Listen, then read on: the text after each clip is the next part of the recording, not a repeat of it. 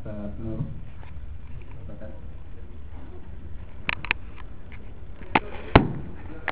Bismillahirrahmanirrahim. Assalamualaikum warahmatullahi wabarakatuh.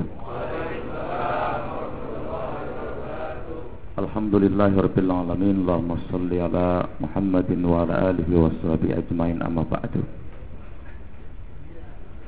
Pengurus KMS yang Allah muliakan, jamaah yang Allah rahmati. Seharusnya memang temanya adalah Ramadan berkualitas. Tapi ternyata ada persoalan yang urgent, yang lebih dari itu, yang perlu jamaah ketahui. Karena rata-rata jamaah masih muda-muda ya. Ini rata-rata umurnya berapa? 17 berapa ini? 17 lebihnya saya nggak tahu.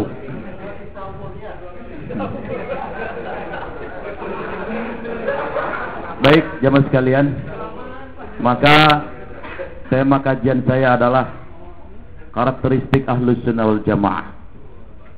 Sebab ada wacana yang puasanya mulai Jumat dan lebarannya nggak sama-sama pemerintah, katanya bukan Ahlus Sunnah wal Jamaah. Maka kita harus tahu ya, supaya insyaallah ukhuwah Islamiyah semakin kuat. Kalau kita baca bukunya para cendekiawan dan para ulama, saya baca antara lain bukunya Profesor Abu Zahra ya, Al-Mutakallimuna fil Islam. Saya baca bukunya Profesor Abu Din Nata, Mistisisme Tasawuf dan Ilmu Kalam. Saya baca bukunya Profesor Harun N tentang teologi dalam Islam, dan masih banyak buku yang lain. Maka jelas di sana tergambar bahwa ada sejarah atau fakta sejarah di dalam Islam ini ada 8 aliran besar, yang dari 8 ini disinyalir menjadi 73 yang disinyalir oleh Rasulullah umatnya akan pecah menjadi 73 itu. 8 aliran besar itu pertama adalah namanya Khawarij. Dari kata kharaja artinya keluar. Khawarij itu tadinya sebetulnya adalah pengikut Imam Ali. Tapi dalam peristiwa arbitrase perdamaian, Khawarij ini tidak sepakat dengan polisi atau kebijakan Imam Ali. Ketika itu Imam Ali jadi khalifah yang keempat. Lalu Muawiyah bin Abu Sufyan adalah gubernur Damaskus, sekarang Syria. Diprovokasi oleh Abdullah bin Salam, seorang tokoh Yahudi yang pura-pura masuk Islam. Muawiyah itu kemudian pendek cerita memberontak kepada Imam Ali. Nah, karena posisi Imam Ali adalah khalifah yang sah, maka tentu pasukan dan segala hal yang berkait dengan kekuatan lebih besar dan lebih hebat. Pendek cerita, pasukan Muawiyah terdesak. Lalu Muawiyah dengan kecerdasannya mengangkat tinggi-tinggi pedang, di ujung pedangnya ada Al-Quran.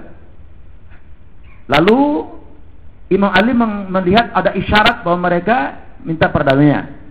Maka terjadilah perdamaian.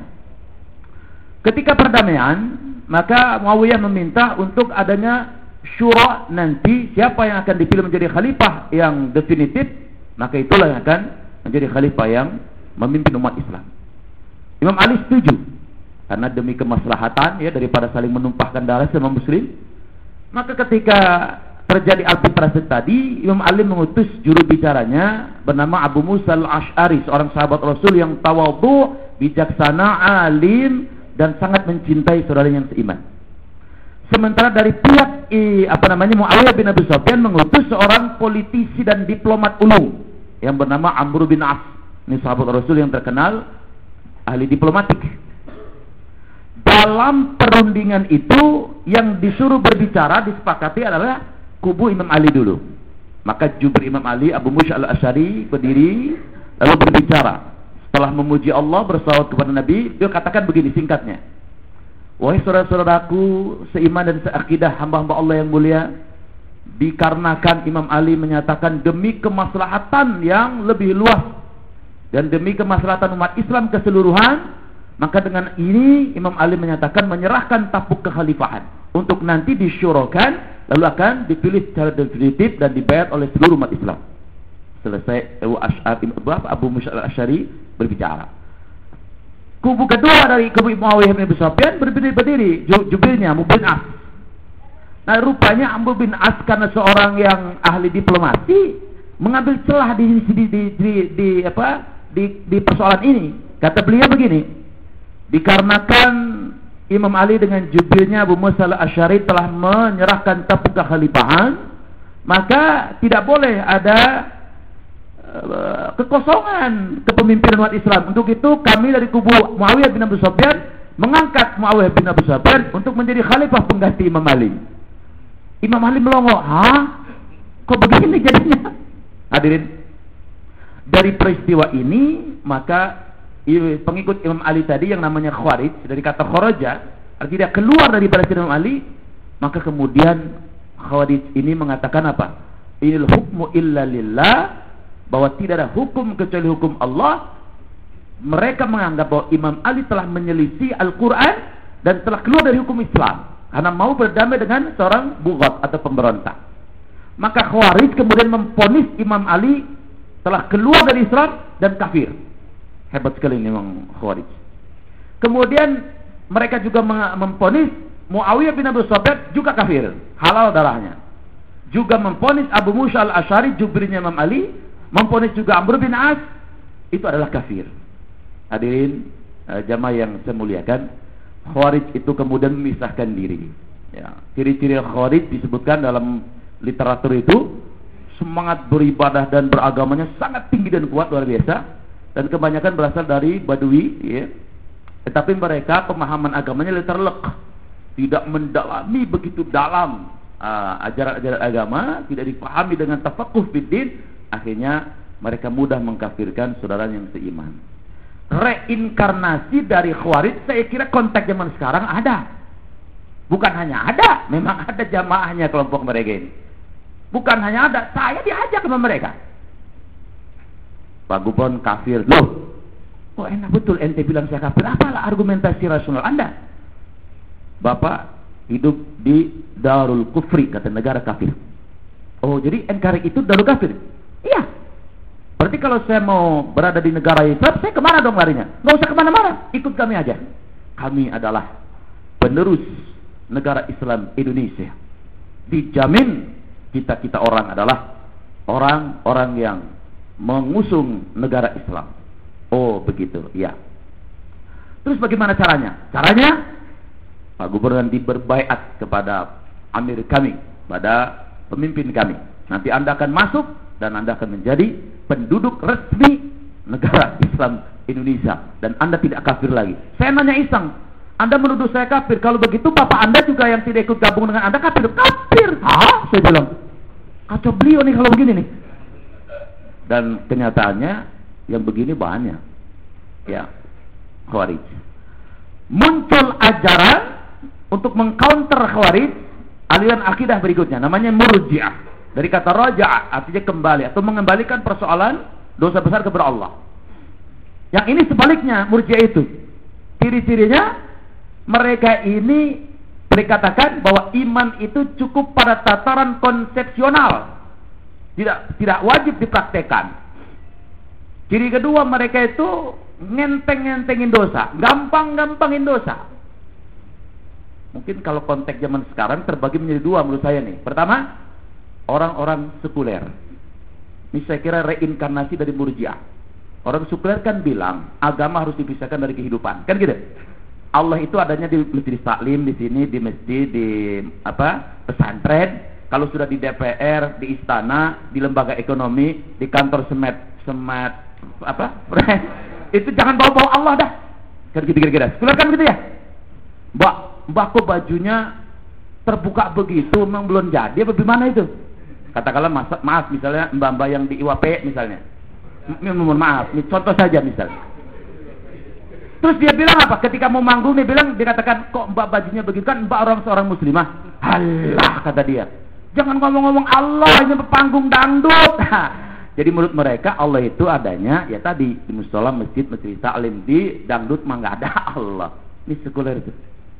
Ada lagi model yang kedua, reinkarnasi Murji'ah zaman dulu sekarang. Apa itu? Koruptor. Korupsi haji yang banyak miliaran. Ntar tenang, ntar pergi haji kita. Pergi haji kan kita ntar dosanya diampuni semuanya. Enak baik. Allahu thayyib la yaqbalu illa thayyib. Allah itu suci baik dan hanya menerima yang suci dan baik. Tidak mungkin harta koruptor bisa mensucikan dosa, tidak mungkin, tidak akan sah hajinya. Dibuat sedekah juga tidak sah, dibuat infak juga tidak sah, tidak ada yang diterima. Jadi Murji'ah itu suka gampang-gampangin persoalan agama. Atau misalnya lagi nih orang Murji'ah, maaf nih, sholatnya marajin, maaf, tapi kalau mau apa-apa pasti ada penyandaran kepada benda-benda. Misalnya mau ngawinin anak gadisnya, harus dihitung tuh calon lakinya kudu Jumat Kliwon, yang ini Kemis Wage dah. Kalau enggak sangka kalah nih, kagak boleh. Sampai ada yang enggak jadi kawin tuh bubar, undangan udah disebar. Ini gara-gara begitu persoalannya tuh. Ada lagi misalnya maaf, dia sholat mas sholat, selamatan kemenyan kudu bin wajib. Udah, jangan ini gak enak dah. Entar aja di belakang ngomong. Jadi maaf, ini persoalan. Atau misalnya maaf, kedatangan toke, lu tokenya toke, kayak toke, miskin. Begitu miskin, toke begitu, kagak ngomong lagi. Lemes dia, wah miskin gue. Menyandarkan sesuatu kepada benda. Namanya ta'assub. Padahal kata Nabi, sayadkhuluna al-jannata bi ghairi hisab wal adab min ummati 70 alaf. Ada 70.000 umatku yang bakal masuk surga enggak pakai dihisab, enggak pakai disiksa. Cirinya kata Nabi ada 3. Layarkum wa layastarkun. Hadis ini sahih, muttafaqun alaih. Yang tidak pernah jampi dan tidak pernah minta dijampi. Yang kedua walayatatayyarun tuh, tidak menyandarkan kepada tayyarun itu dari kata burung sebelumnya. Tadi benda-benda yang apa? Menjadikan sial. Misalnya ada suara burung, ada yang mati nih, kayak gitu kan? Kayak gitu tuh. Ini persoalan yang berat. Dan yang ketiga wa 'ala rabbihim yatawakkalun. Jadi Murji'ah zaman sekarang itu modelnya banyak. Ya, tapi yang jelas Murji'ah itu memang tidak mengkafirkan orang, tetapi dia gampang-gampangin persoalan-persoalan agama. Itu yang kedua. Aliran yang ketiga, biar cepat ya, muncullah namanya aliran Qadariyah. Apa itu Qadariyah? Dari kata qadar, artinya will atau keinginan. Orang Qadariyah itu mengatakan seluruh sikap dan perilaku yang dilakukan manusia itu tidak ada campur tangan Allah. Semua otoritas adalah otonom dan independen manusia itu. Sering dia gunakan dalil surat Al-Anfal 18 itu ya, kalau tidak salah. Surat Ar-Ra'd surat 13 ayat 11. Innallaha, sungguhnya Allah la yughayyiru biqaumin, tidak akan merubah nasib suatu kaum hatta yughayyiru ma bi anfusihim. Sampai si kaum itu mau merubah dirinya sendiri. Jadi mereka menyandarkan kekuatan, daya dan upaya kepada dirinya. Allah seolah-olah abai dalam persoalan ini. Lalu ada lagi, selain Qadariyah muncul counternya berikutnya, namanya Jabariyah. Jabariyah sebaliknya, fatalisme mereka. Mereka menganggap bahwa manusia itu hanya wayang yang digerakkan. Semua yang dilakukan manusia itu melakukan Allah. Maka dia katakan dalam surat Al-Anfal ayat 18, "Wa ma ramaita idz ramaita walakinna Allah rama." Bukan kamu yang melempar ketika kamu melempar, sesungguhnya yang melempar itu Allah. Jadi orang Jabariyah itu bilang, kalau saya nembak ente dor, itu yang nembak bukan saya, yang nembak Allah gitu. Itu Jabariyah tuh. Fatalisme namanya. Kalau dia miskin, ditanya orang, kok anda miskin? Emang udah nasibnya dari engkong, saya juga miskin. Jabariyah tuh. Kok anda bodoh sih? Emang dari sononya udah digariskan saya mau bodoh. Enak jadi begitu. Jabariyah. Kok ente kagak nyari jodoh? Alah, jodoh mau di tangan Tuhan. Iya mah udah pak aki-aki sama nenek-nenek. Jodoh juga kudu dicari, ikhtiar kan gitu ya. Jadi Jabariyah itu apa ya? Oh ada ya. Fatalisme. Tidak bergerak. Padahal manusia harus melakukan 3 hal ya dalam hidup ini. Apa itu? Ikhtiar, doa, dan tawakal. Iya benar, jodoh memang di tangan Allah, tapi kudu diikhtiarin. Lah yang berikhtiar aja belum tentu dapatnya ganteng, ya. Apalagi nggak ikhtiar, kiyaki mau udah dempor. Nah, repot ini. Berikutnya aliran Islam itu setelah itu adalah muncul aliran Mu'tazilah. Dari kata i'tazala ya'tazilu. Tokoh besarnya Wasi bin Atha, yang tadinya murid Imam Hasan Basri. Orang Mu'tazilah mengatakan orang yang berdosa besar itu tidak di surga, tidak di neraka. Bainal manzil wal manzilatain. Yang kedua, orang Mu'tazilah itu bilang bahwa karena dia bertumbuh kepada rasionalitas ya. Orang Mu'tazilah itu cirinya rasionalitas. Kalau nggak rasionalitas, kalau nggak masuk akal dan rasional, mereka tidak menerima. Maka mereka bilang apa? Allah itu nggak ngurusin yang kecil-kecil katanya. Allah itu ngurusin yang makro yang gede-gede. Kalau dia berpikir begini, saya bingung lah siapa yang ngurusin virus, baktil, ya nggak? Itu kan virus juga, makhluk Allah juga kan? Masa yang nggak diurusin Allah sih? Kemudian apalagi mikroorganisme plankton di laut, siapa yang ngurusin itu? Ya Mu'tazilah itu kalau nggak masuk akal dia nggak mau terima. Oh Mu'tazilah zaman sekarang ada.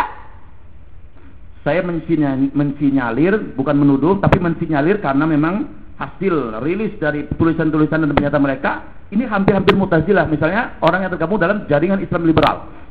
Saya kira mereka tuh reinkarnasi Mu'tazilah. Kenapa? Saya baca semua tulisan-tulisan mereka, Masya Allah. Mereka ada yang berani mengamandemen Quran, bayangkan. Quran diamandemen. Direkonstruksi katanya yang tidak relevan. Misalnya dia bilang tidak masanya lagi Quran membedakan waris laki-laki dan perempuan. Kan zaman sekarang banyak juga perempuan pada kerja. Kenapa waris di beda-bedain? Laki-laki setengah, perempuan setengah dong. Jilbab itu produk culture budaya Arab, gitu. Tidak wajib. Nih, jilbab itu begitu maunya. Kemudian tidak ada syariat Islam, yang ada reinterpretasi pikiran manusia berbentuk kemudian istinbat hukum, yaitu ajaran Islam. Jadi luar biasa mereka. Kemudian cara menafsirkan Al-Quran mereka menggunakan pola hermeneutik, gitu ya, yang tidak mengikuti kaidah-kaidah ilmu tafsir, yaitu Al-Quran ditafsirkan dengan Quran, Quran dengan hadis, hadis dengan asar, asar dengan dan seterusnya. Kalau benar kan begitu. Kalau mereka nggak mau begitu, kuno katanya, konservatif katanya mereka. Ajil, nggak masuk akal. Nah, lalu muncul aliran berikutnya, ini singkat-singkat saja ya, saya tidak bedah dan di break terlalu dalam karena waktu singkat. Berikutnya muncul aliran setelah Mu'tazilah itu Syiah. Ini maaf, jangan kalau belum membaca banyak literatur Syiah lalu kita memvonis Syiah, karena Syiah itu macam-macam. Ada Syiah yang paling ekstrim namanya Ghulat. Ghulat itu mengatakan khana Jibril. Jadi malaikat Jibril itu katanya berkhianat. Karena harusnya yang jadi nabi itu Imam Ali, kata mereka. Ada model begini. Lalu berikutnya ada Syiah Rufaidah. Dia mengatakan apa? Dia mengakui Nabi Muhammad sebagai nabi, tapi mereka tidak mengakui eksistensi Imam atau Abu Bakar, Sayyidina Abu Bakar, Sayyidina Umar, Sayyidina Utsman. Karena mereka mengatakan yang sah sebagai pengganti Rasul adalah Imam Ali. Jadi mereka kadang-kala suka mencaci juga ya, selain Imam Ali itu, Rufaidah. Kemudian ada lagi Syiah yang moderat, ya, Syiah yang tetap mengakui eksistensi Rasulullah sebagai Rasul, mengakui juga Sayyidina Abu Bakar, Sayyidina Umar, Sayyidina Utsman sebagai sahabat khalifah, tapi mereka lebih mencintai Imam Ali dan keturunannya. Ini Syiah yang moderat, dan ini tidak boleh kemudian dianggap mereka keluar dari Islam. Itu Syiah. Nah, yang ke-7 dan 8 yang terakhir, aliran besar dalam Islam yang pernah manggung dalam sejarah peradaban Islam itu adalah Maturidiyah dan Asy'ariyah. Maturidiyah itu Ahlus Sunnah wal Jamaah, tetapi memang mereka karena banyak pengikutnya mazhab Hanafi agak rasional. Tapi mereka Ahlus Sunnah wal Jamaah, artinya menggunakan Al-Quran dan Sunnah, baru kemudian istihad. Lalu Asy'ariyah, nah ini yang disebut dengan Ahlus Sunnah wal Jamaah. Mengembalikan segala persoalan kepada Al-Quran, kepada Sunnah, dengan tetap memberikan porsi akal yang proporsional.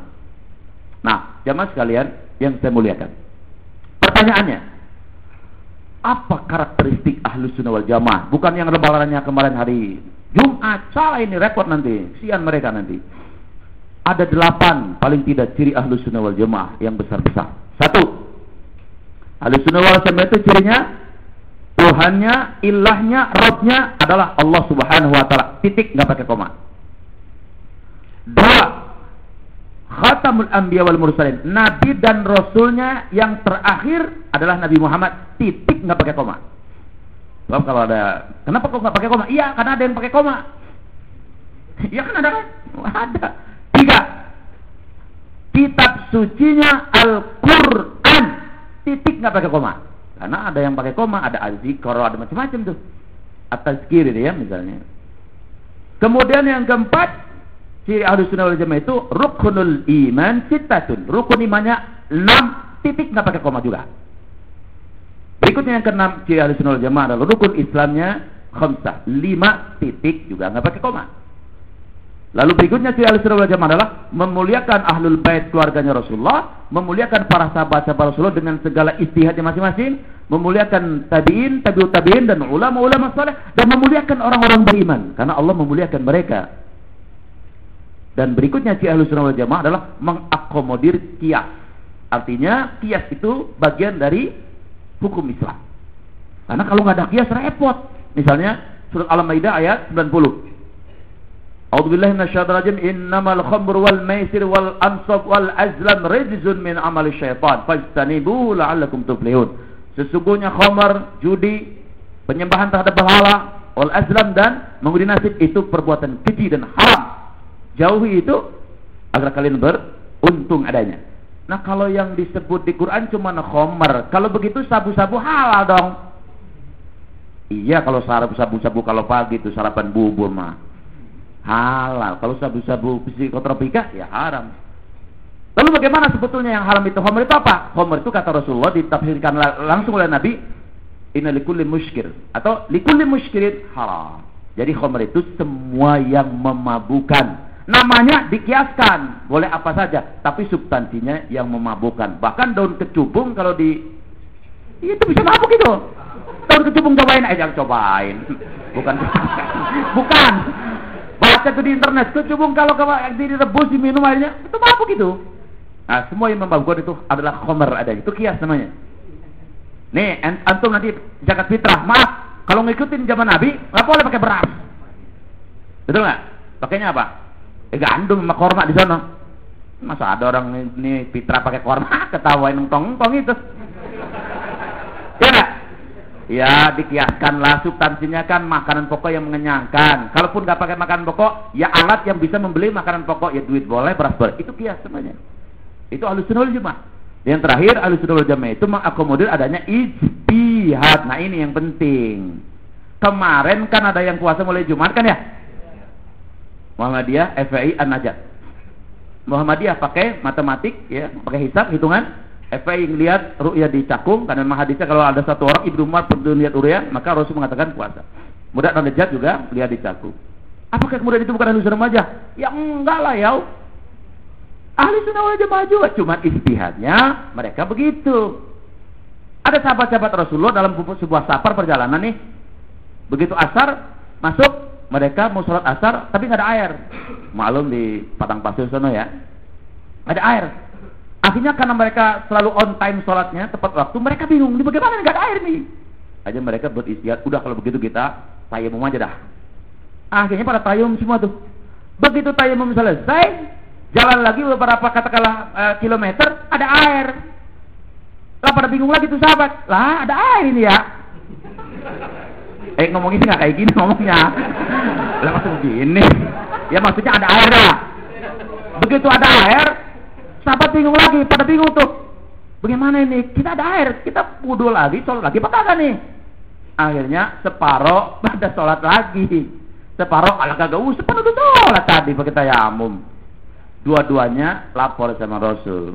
Begitu pada ngomong, A sampai Z selesai, Rasul senyum tuh. Kagak ada yang bisa lain satu juga. Kata Nabi, mana tadi yang istihadnya pakai tayamum terus nggak pakai sholat lagi? Angkat tangan. Kami ya Rasul, ente kalian istihadnya dapat pahala 1, kata Nabi. Sambil senyum Rasulullah. Mana tadi yang ketemu air terus wudu sholat lagi? Kami ya Rasul. Nah, ente istihadnya pahalanya 2 tuh. Oh, jadi semuanya benar ya? Benar. Yang nggak benar yang bagaimana? Yang nggak sholat lah. Jadi Jumat benar, Sabtu benar. Yang salah yang Jumat sama Sabtu kagak puasa. Beres nggak nih? Beres nggak? Istihad namanya. Betul nggak? Nih, mana Quran ya? Quran tuh kalau aslinya di zaman Nabi itu nggak ada harokatnya, bisa ente baca. Ayo, zaman Nabi nggak ada harokat. Ulama beristihad, kasihin harokat tuh. Orang ada kalau kasih harokat aja masih ada yang kagak bisa baca, bener nggak? Mohon maaf. Ini di sono. Di Papua mungkin ada ya. Kalau di sini mah ada salah, makanya. Ini mohon maaf, saya bercanda, mohon maaf ya. Artinya istihad ulama supaya orang gampang pakai Quran. Nggak zaman Nabi nggak ada, zaman Nabi juga nggak ada. Qurannya langsung aja pada gundul semuanya. Istihad. Terus ulama beristihad lagi supaya bacanya enak, sesuai dengan bacaan Rasulullah, suara Rasulullah, pakai tajwid. Tajwid Nabi nggak ada pelajaran tajwid, nggak ada. Coba cari hadisnya, Rasul ngajarin tajwid, nggak ada. Sampai botak sariawan nggak ada. Istihad ulama biar enak, ikhfa. gitu. Jadi ada tadi ini modelnya hukum begitu namanya ijtihad ya. Jadi ahli sunnah wal jamaah harus mengakomodir ijtihad. Jadi harus saling menghormati saguru sailmu sama-sama guru Rasulullah. Ya semuanya ahli sunnah wal. Terakhir, etika sesama ahli sunnah wal jamaah bagaimana?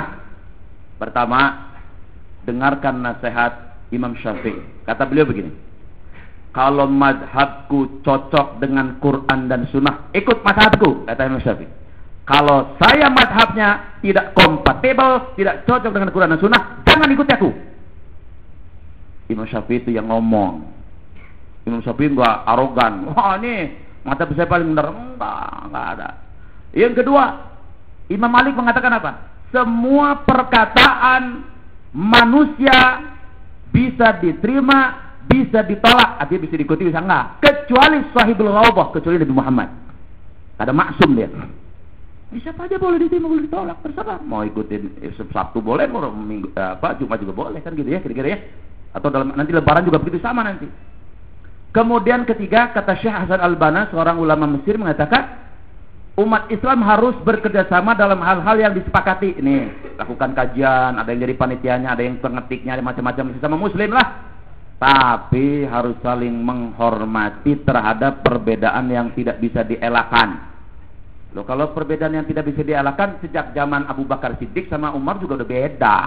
Kata Abu Bakar, yang tidak zakat aku akan perangi mereka. Kata Umar, jangan dong, apa kata orang? Nabi baru meninggal, masih kita perangi? Enggak, kata Abu Bakar. Tapi kemudian Abu Bakar tidak bilang, Anda salah. Tidak.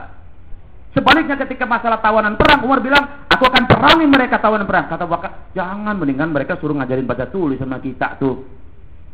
Dan kadang-kadang Allah dan Rasulnya membenarkan Umar, kadang-kadang membenarkan ijtihadnya, Bu. Kalau perbedaan yang tidak bisa dihilangkan sampai kiamat harus tetap ada. Kenapa? Otak orang beda, backgroundnya orang beda, perasaannya beda, dan wilayah-wilayah juga beda-beda. Yang penting yang prinsip nggak berbeda, kan begitu. Itu kan biasanya persoalan yang remeh-temeh kan.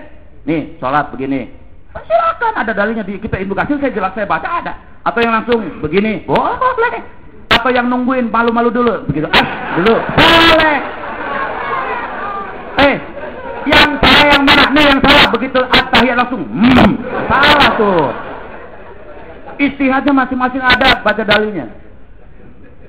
Baik, saya kira gitu ya. Jadi ijtihad itu seperti itu. Etikanya begitu. Ahli sunnah wal jamaah. Kata Imam Masdar Al-Ghana, kerjasama dalam hal yang sepakati, tapi saling menghargai. Kemudian, ini yang paling penting lagi. Bagaimana ahli sunnah wal jamaah itu etikanya? Yaitu, kalau bahasa saya begini, no vonis, no ujub, no ta'assub. No vonis, jangan sesama ahli sunnah wal jamaah memvonis di luar kelompoknya bukan ahli sunnah wal jamaah. Ini kesian ini, repot ini. Padahal 8 cirinya tadi ada semua kan. Muhammadiyah juga ada, NU juga ada. Zaman tahun 60, nanti belum pada lahir ya, 70 itu maaf, NU menganggap paling ahli sunnah wal jamaah. Muhammadiyah bukan ahli sunnah wal jamaah. Alhamdulillah sekarang udah cair, udah bias, sudah nggak ada. Tapi dulu, jangan main-main itu kalau sholat misalnya gagap, repot itu. Alhamdulillah sekarang udah cair. Sekarang ada juga nih teman-teman kita sama-sama ahli sunnah wal jamaah juga, kalau nggak salah di kelompok salafi itu katanya yang kalau ada persoalan ijtihad tidak sepakat, hanya kemudian muncul hadis kullu bid'atin dhalalatin wa kullu dhalalatin finnar. Maaf, itu bahaya tuduhan itu karena konsekuensinya finnar. Padahal jangan-jangan ilmu kita belum nyampe, padahal jangan-jangan interpretasi kita beda. Wong Imam Syafi'i aja bilang ada qaul qadim, qaul jadid. Jadi saya ingin mengatakan bahwa jangan memponis sesama ahli sunnah wal jamaah. Wong sesama sopir angkot aja nggak boleh saling mendahului ya. Walaupun tuh kalau naik roda niaga kali dari Serpong tuh kadang-kadang saling mendahului itu. Belum bareng ngaji kali supirnya ya. Ini jelas nih, jangan saling mengganggu ya. Mau lebarannya besok beda kayak. Kalau ditanya Ustadz, kalau Ustadz pengennya bagaimana lebaran? Kalau saya mah kalau pengennya mah sama lebarannya bareng. Puasa bareng, lebaran bareng, enak banget itu. Ini lebaran kemarin kan enak banget ya. Ada yang takbiran pertama, sayup-sayup terdengar di pojokan sono. Berikutnya mertuanya, mantu mertua berantem. Padahal kalau kata saya ini kata saya yang bodoh nih ya. Udahlah, tinggalkan ego sektoral ormas. Bener Muhammadiyah juga bener. Yang satu bener, yang Jumat nanti juga lebaran sama. Bener semua, ijtihad lah, nggak ada yang salah. Sekarang waktunya semuanya kumpul, ayo demi Mihdadul Ummah bersatu, kita teguh bercerai kawin lagi misalnya. bareng-bareng lebaran. Kayaknya lebih enak begitu ya. Toh nggak sholat, orang hukumnya juga sunnah, sholat itu juga hukumnya sunnah, kan sholat juga nggak apa-apa. Tapi kalau bareng-bareng kan enak ya. Tapi kalau memang realitasnya tidak bisa juga bareng, ya tadi tidak boleh saling mengganggu. Kenapa? Sama-sama ahli sunnah wal jamaah. Beda-beda tipis, beda dikit mah wajar, sampai kiamat juga nggak bakal selesai itu mah. Jadi teman sekalian yang saya muliakan, no ujub. Kemudian enofonis, kemudian no ujub. Jangan bangga diri, sayalah kelompoknya yang paling ahli sunnah wal jamaah. Ini nauzubillah min dzalik. Nabi Muhammad tidak pernah bangga diri, sahabat-sahabat tidak pernah ada yang bangga-bangga diri. Kemudian tabi'in juga tidak ada yang mengajarkan bangga diri, tidak ada. Di zaman Nabi tidak ada NU, tidak ada Muhammadiyah, tidak ada Salafi, tidak ada Jamaah Tabligh, tidak ada Hizbut Tahrir, tidak ada Ikhwan Muslimin, tidak ada itu. Cuma sekarang aja. Dan maaf, syarat masuk surga juga tidak harus masuk NU, Muhammadiyah, Persis, Jamaah Tabligh, Salafi dulu, enggak ada. Innal ladzina amanu al-bayyinah 78. Sungguhnya orang-orang yang beriman wa amilus sholihat dan mau beramal soleh dengan segala variannya. Ulaika hum khairul bariyah, mereka sebaik-baik makhluk. Jazaohum, balasan mereka inda rabbihim, di sisi Allah atas keimanan dan amal soleh mereka, jannatin tajri. Itu jadi syarat masuk surga beriman, beramal soleh sebanyak-banyaknya. Enggak kudu masuk NU, Muhammadiyah, Jamaah Tabligh, Salafi, Ikhwan Muslim dan macam-macam, enggak ada tuh. Tapi kalaupun mau masuk boleh. Wong istihad itu ada dua, personal, kolektif. Yang personal ya ilmunya harus sekali berimam Syafi'i, itu istihad kolektif. Imam Maliki, Imam Hambali, Imam Hanafi. Atau zaman sekarang juga ada ulama yang kapasitas ilmunya menjadi imam mujtahid. Misalnya Syekh Yusuf Qaradawi, maka nulis buku fatwa kontemporer. Syekh Abdullah bin Bas misalnya, Nasruddin Al-Albani misalnya, pakar tafsir ya. Kemudian Wahbib Zuhaili itu yang kemarin di Indonesia, ulama Syiah yang luar biasa itu. Silahkan. Tapi kalau di Indonesia ulamanya tawadu, maka istihadnya kolektif. Masuk ormas-ormas. Di Muhammadiyah ada majelis tarjih, itu kumpulan ulama-ulama. FPI ada dewan syuroknya, NU ada bahsul masailnya, Salafi ada ininya, Hizbut Tahrir ada ininya, Ikhwan Muslim ada ininya, Jamaah Tabligh ada ininya. Tidak apa-apa. Ya, Persis juga ada, macam-macam, silakan. Itu namanya istihad kolektif.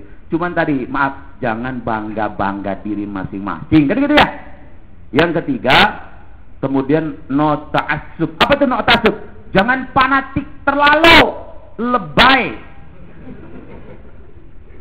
Saya fanatikusnya Syekh Nasruddin Albani. Janganlah. Ulama mutaakhirin lah. Kalau perlu, kalau saya menganjurkan begini. Yang misalnya gabung di NU, ngaji dong sama ulama Muhammadiyah. Yang masuk di Salafi, ngaji dong dengan Ikhwan Muslimin. Yang masuk di Ikhwan Muslim, ngaji dong sama Jamaah Tabligh. Kenapa sih? Emang dosa? Saya kira yang enakan begitu. Walaupun silakan kita punya prinsip sendiri-sendiri, tapi jangan tadi kemudian fanatik yang akhirnya menyebabkan ada jarak di antara sesama muslim. Padahal Allah sudah mengatakan dalam surat Al-Hujurat ayat 10, innamal mu'minuna ikhwah. Sesungguhnya mukmin itu yang 8 ciri itu tadi, itu saudara semuanya. Hadirin yang saya muliakan, saya kira ini saja yang dapat saya sampaikan. Supaya apa? Supaya tadi ada wacana-wacana di internet dan sebagainya bahwa yang puasa hari Jumat kemarin dan tidak mengikuti pemerintah katanya bukan ahli sunnah. Tidak, ahli sunnah sunnahnya cirinya ada 8 tadi. Insya Allah semuanya ahli sunnah. Yang bukan ahli sunnah wal jamaah ya Ahmadiyah. Mana dia nama-namain nabinya namanya Mas Mirza, itu bukan ahli sunnah wal jamaah. Yang bukan ahli sunnah wal jamaah siapa lagi? Ibu Lia Eden, bukan ahli sunnah wal jamaah. Emang kenapa ketawa? Emang iya dia bilang katanya apa? Malaikat Jibril katanya datang ke dia. Malaikat Jibril iseng amat. Ahli sunnah wal jamaah memutuskan setelah Nabi Muhammad tidak ada malaikat. Kan gitu ya? Al-Musandek, Al-Qiyadah Islamiyah, masa dapat wahyu di Gunung Bunder? Bukan ahli sunnah wal jamaah itu. Tapi Jamaah Tabligh, NU, Muhammadiyah, Persis, Wasliyah, Matlaul Anwar, Dewan Dakwah, Hidayatullah, Salafi, Hizbut Tahrir, itu semua ahli sunnah wal. Beda-beda dikit ya, namanya juga manusia lah. Saya kira wajar, pasti ada bedanya. Yang hidungnya aja beda-beda. Ada yang mancung ke depan, tapi ada yang mancung ente ngomong. Silakan untuk berikutnya, barangkali ada yang perlu ditanyakan. Kalau saya bisa jawab alhamdulillah, kalau enggak ya nanti tanyakan kepada yang lebih ahli dari saya.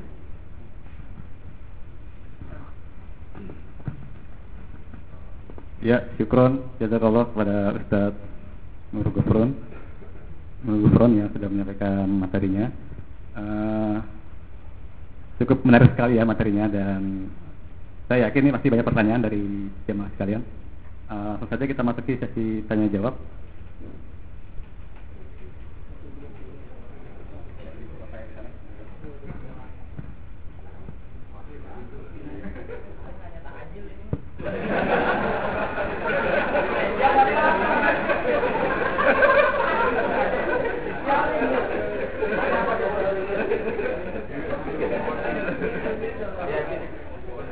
Assalamualaikum warahmatullahi wabarakatuh. Tadi ada pernyataan dari Ustadz yang menarik bahwa yang memabukkan itu adalah haram. Nah, kalau misalkan tidak memabukkan itu gimana, Ustadz? Misalkan gini, kita kan ada minuman beralkohol. Alkohol itu ada yang memang memabukkan dengan dosis alkoholnya tinggi, ada yang misalkan cuma 1% dan itu tidak memabukkan. Itu gimana? Terima kasih. Assalamualaikum warahmatullahi wabarakatuh. Baik, terima kasih pertanyaan. Mohon maaf, keterangan saya tadi belum komprehensif, belum lengkap. Kul muskil haram walau kana qalilan. Maaf. Semua yang memabukkan itu haram, maaf walaupun sedikit sekali. Saya belum lengkap tadi ya. Tiga itu. Baik, terima kasih. Ya,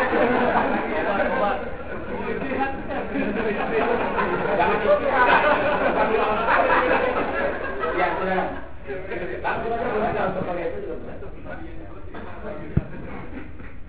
Assalamualaikum Ustaz. Ya, saya tadi tertarik waktu penjelasan tentang pengambilan ijtihad ya.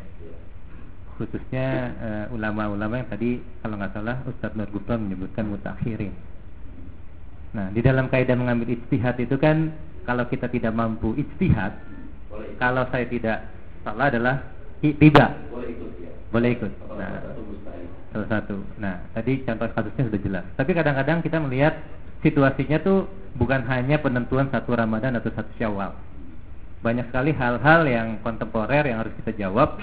Nah, sepengetahuan saya ulama-ulama di Indonesia belum menjawab itu. Ya, mohon maaf. Akhirnya seperti Ustadz katakan tadi, ada namanya Ustadz Yusuf Qaradawi. Kalau kita baca sejauh ini Ustadz Yusuf Qaradawi itu selain dia sangat dinamis juga sangat kritis. Sedemikian kritisnya bahkan dari kalangan yang juga mengatakan ahlu sunnah itu juga terjadi perbedaan. Nah, terjadi perbedaannya cukup jelas untuk tidak mengatakan hitam dan putih. Nah, pertanyaan saya adalah sejauh mana kita bisa mengambil cross ijtihad itu, garis itu. Contoh, ketika misalnya katakanlah, mohon maaf saya harus sebutkan kasusnya supaya teman-teman bisa melihat juga magnitudenya. Ulama Buya Hamka sampai mundur dari fatwa itu karena beliau begitu azam terhadap fatwa MUI yang dia keluarkan, istiqomah, dan saat itu sampai di penjara. Dan kita tahu betapa ini. Tapi kalau kita melihat belakangan Yusuf Qaradawi berada dalam kebalikannya daripada Buya Hamka. Nah, melihat dinamikanya, kita hidup tidak di zaman Buya Hamka dan juga mungkin juga nantinya tidak di zaman Yusuf Qaradawi, tapi mungkin lebih masih ada di Yusuf Qaradawi. Nah, kira-kira nih Ustaz, kalau misalnya kita boleh nggak kita cross gitu loh? Walaupun sebenarnya hati kita sebenarnya lebih condong misalnya ke sesuatu yang kehati-hatian. Mungkin itu Ustaz. Baik, makasih. Terima kasih. Pertanyaan bagus. Sekali lagi, betul. Kalau kita bukan kapasitasnya sebagai ulama mujtahid, maka kita boleh itibar kepada salah satu mujtahid. Itu kan persoalan apa saja. Lalu kemudian pertanyaannya bagaimana untuk mengambil garisnya supaya misalnya ada keyakinan secara personal, secara individu, tapi juga misalnya mengakomodir misalnya orang lain. Nah, jangan kata kita yang ketipa. Wong imam mujtahidnya aja kalau salah nih, tetap dapat pahala 1. Kalau benar pahalanya 2. Apalagi kita yang ikut. Misalnya ini kemarin kita ikut sholat Sabtu. Kita nggak ada tanggung jawab apapun. Yang bertanggung jawab adalah yang menentukan itu. Jadi kesimpulannya, silahkan, makanya saya menganjurkan kita kalau dengan jangan mukallid akma ya, jangan taklid juga. Kita juga harus aktif belajar, mencari dan sebagainya, supaya kita bisa memilah dan memilih siapa yang paling pas buat diri kita. Ya. Dan ketika katakanlah, misalnya ada hamka dulu apa begini, kemudian di semua begini. Itu tidak menjadi sebuah persoalan besar. Kenapa? Karena kita sudah berusaha aktif untuk membilas dan memilih tadi. Sekali lagi, ujung atau inti dari semua ikhtiar adalah tetap tidak ada yang disahkan. Mungkin berikutnya dari ibu-ibu, biar kebagian, biar adil. Ada yang mau ditanyakan? Jangan nanya kedelai kok mahal itu, nggak tahu.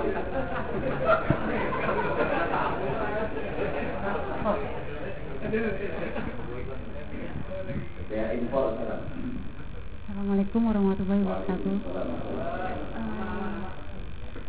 Ustaz,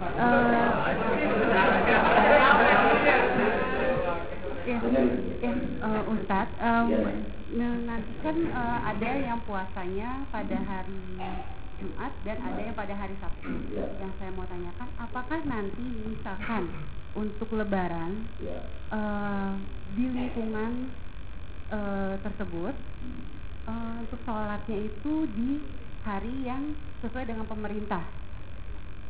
Jadi gini. Ya, jadi misalkan. Sholatnya beda. Iya betul. Jadi misalkan. Katakan keputusan pemerintah lebaran hari Minggu misalnya ya. Contoh misalkan hari Minggu. Dan si yang puasa hari Jumat berada di lingkungan di yang pemerintah yang hari Minggu. Itu bagaimana Ustaz? Oh, jadi istilahnya kurang gitu ya? Kurang dalam kebenaran maksudnya ya? Karena nggak ada yang sesuai dengan yang sama dengan hitungannya pada puasa yang pertama. Iya, itu kan nama juga maksudnya. Jadi saya gini deh, pemerintah putusnya hari Minggu katakanlah gitu ya, sementara dia sebetulnya lebih condong kepada yang istilahnya hari Sabtu misalnya. Jadi nggak apa-apa, Sabtu itu batal, kita sudah tidak sepuasa lagi, lebaran kita. Tapi sholatnya mah namanya bebas, sholat hukumnya sunnah aja ya, sholat hari Sabtu nggak masalah, asal jangan hari Senin ya. Lebaran udah habis, masih ada juga sih lebarannya.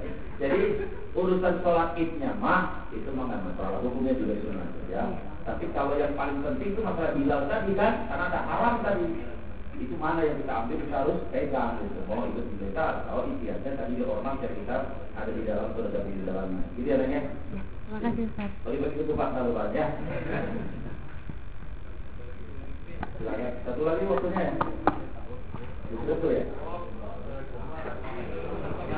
Dan saya mau terus mak. Saya keren kecil. Baik. Ya Pak, silakan Pak.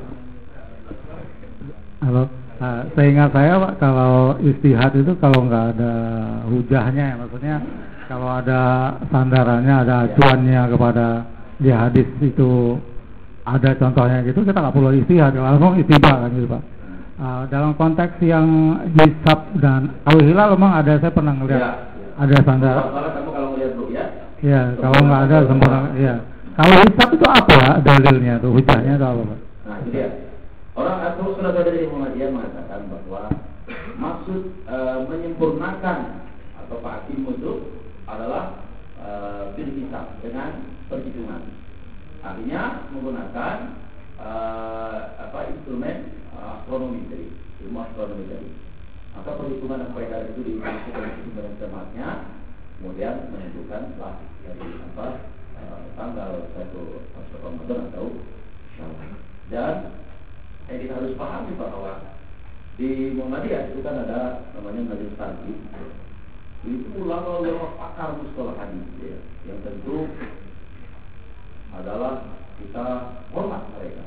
Mereka adalah kumpulan para ulama oleh tidak sembarangan. Muhammad itu lahir tahun 1912 ya. Ormas yang paling yang bukan paling tua. Itu aja sudah 1926 lain. Jadi Muhammadiyah tentu adalah sebuah organisasi yang menggunakan dari dulu kita memang itu berdasarkan dari undang yang dibenarkan. Begitu. Tapi kalau kita mau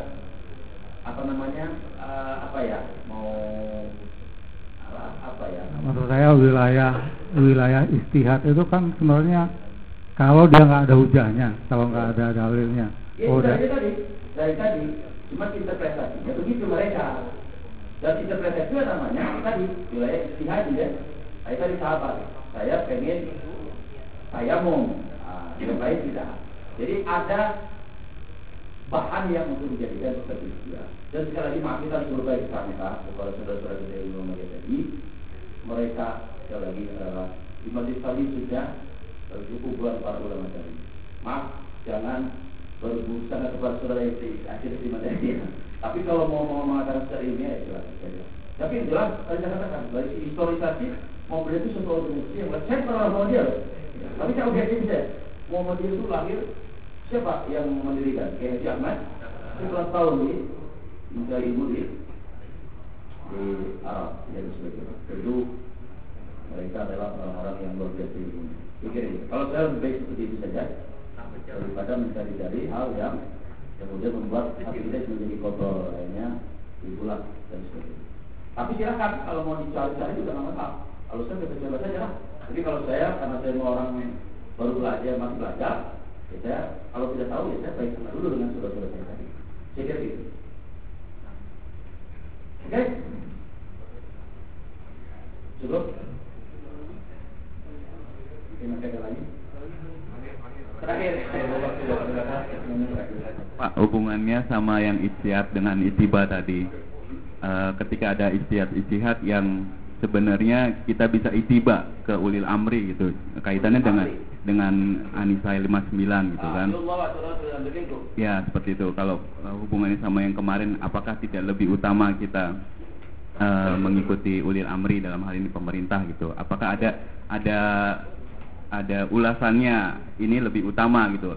Kan kita maunya sama nih Pak semua, kan lebih indah, lebih enak gitu. Terus terang saya juga sedihnya kayaknya dari tahun-tahun ada jadi bahan ketawaan juga nih dari umat, dari agama lain gitu, seperti itu. Makasih. Iya, An-Nisa 59 ya, ya yuladina amanu atiillaha wa rasulahu minkum. Ada yang menafsirkan begini, minkum itu artinya kumnya ini adalah dhamir munfasil jam ini. Jadi kumnya itu dikhitabkan kepada atiullah wa rasulahu. Jadi pemimpin yang taat menegakkan syariat Allah dan Rasulnya. Ada yang menafsirkan begitu. Tapi ada yang moderat, ya tidak harus mereka yang menegakkan syariat. Yang penting mereka selama masih, misalnya kata Nabi, selama masih sholat pimpinan kalian ikuti ya. Gitu. Jadi kalau saya sih lebih cenderung kepada tadi ijtihad juga, ada ijtihad yang jamaah, ada ijtihad yang persoalan lebih baik ikut yang ijtihad yang berjamaah di pemerintah tadi. Karena di pemerintah itu kan dalam isbat itu kan ada Persis, ada Wasliyah, ada siapa? Ada itu Dewan Dakwah, ada sikit lebih komprehensif di sana. Tetapi tadi saya katakan, ijtihad itu sampai kiamat tidak pernah ditutup. Jadi kita berikan penghormatan kepada Muhammadiyah. Sekali kalau ditanya, bagaimana pengennya kita? Saya yakin seluruh umat Islam di Indonesia pengen bareng, saya yakin lah. Siapa sih nggak pengen yang pengen bisa makan ketupat misalnya nggak enak ya? Semua pengen bareng. Tapi kalau memang kenyataannya begitu, ya silakan. Yang penting tidak saling menganggap bahwa kita yang paling benar itu maksud saya. Ya, begitu.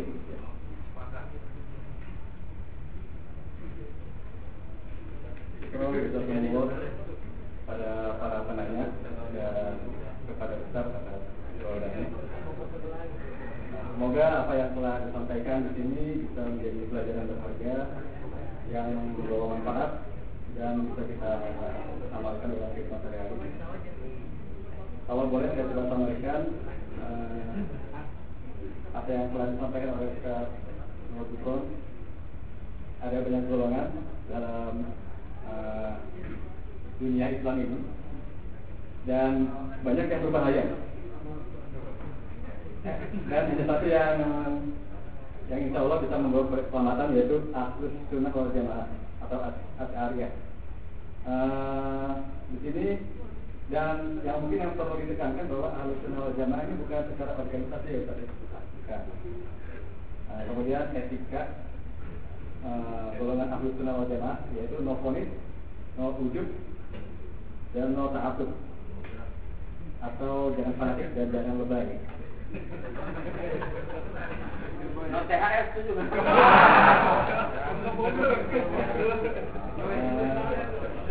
Oh iya. Ini Ustaz, kita ada program bingkisan buat penanya yang kepada para penanya yang memberikan pertanyaan terbaik. Jadi kita mohon kepada Ustaz untuk memberikan yang terbaik.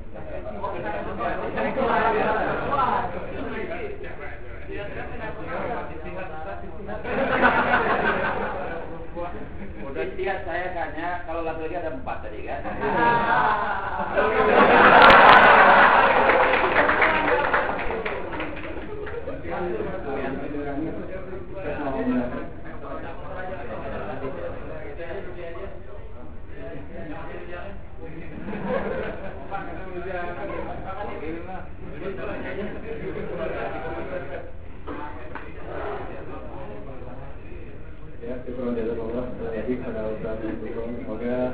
Ya, kesempatan bisa kembali berkunjung ke Sumatera ini untuk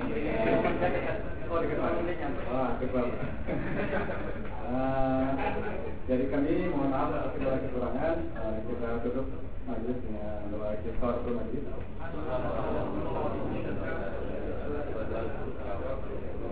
Assalamualaikum warahmatullahi wabarakatuh.